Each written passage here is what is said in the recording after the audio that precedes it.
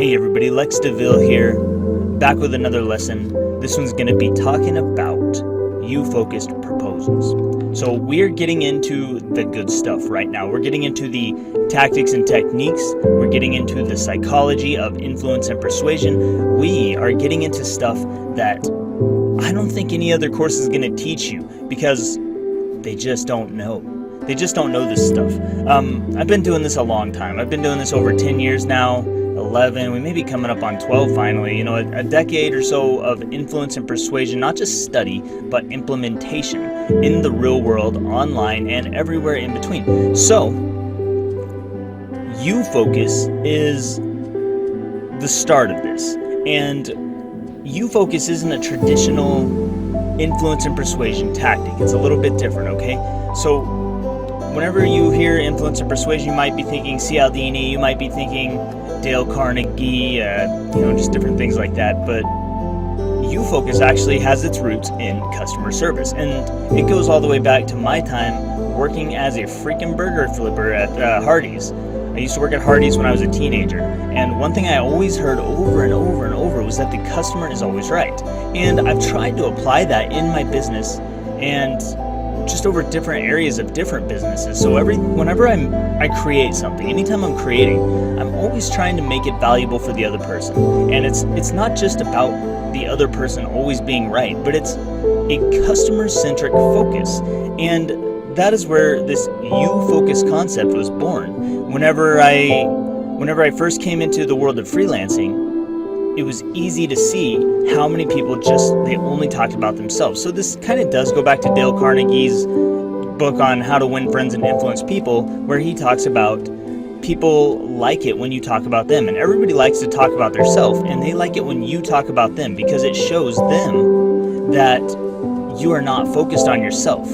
You are not thinking about yourself. You are thinking about them. You're putting the focus on them. You're talking about them. And that is where you-focus comes from. So it is a combination of customer-centric service and the influential tactics or techniques, whatever you want to call them, of Dale Carnegie. So how this works, you-focus has two parts. And the first part of that is going to be second-person perspective, writing your proposal in second-person perspective. It is second-person perspective. You can Google this if you want, but basically, it's just talking about the other person. That's what you're doing. And you want to do this as much as possible. You're going to want to talk about the other person. You're going to want to say words like you and your instead of I and me and mine. And if you do this, you're going to start to get them interested in what you have to say. So, second person perspective.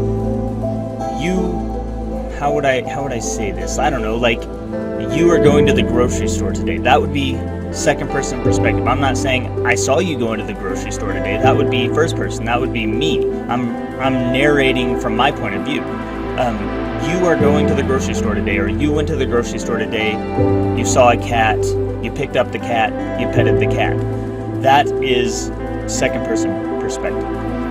So in your proposal, how you're going to apply this is you just start with the word you. And you can literally start with the word you. You don't have to, but this is the first part of you-focus. So a lot of times I will start with the word you, and then I'll just repeat back whatever the client said their problem was. So if they say, I'm looking for a conversion copywriter, my proposal might start, you are looking for a conversion copywriter. You need help with emails and email copy. You need help with your funnels. You need help with this and this and this and this. And it's all about you. I try to put you into my proposals 10 times more than the word I or me or myself.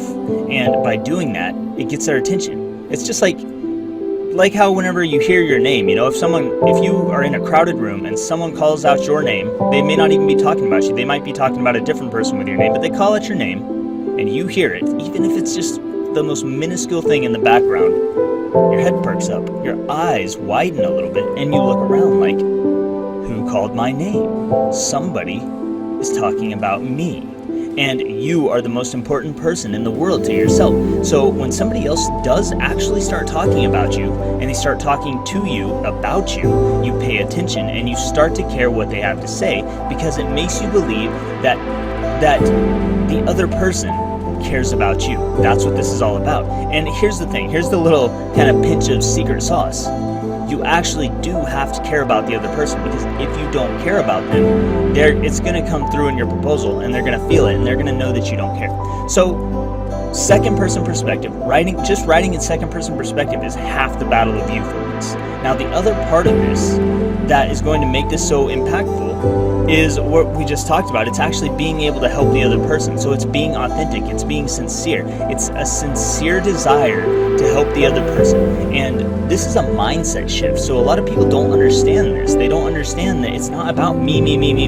It's not about my 20 years of experience. It's not about my degrees. It is not about anything.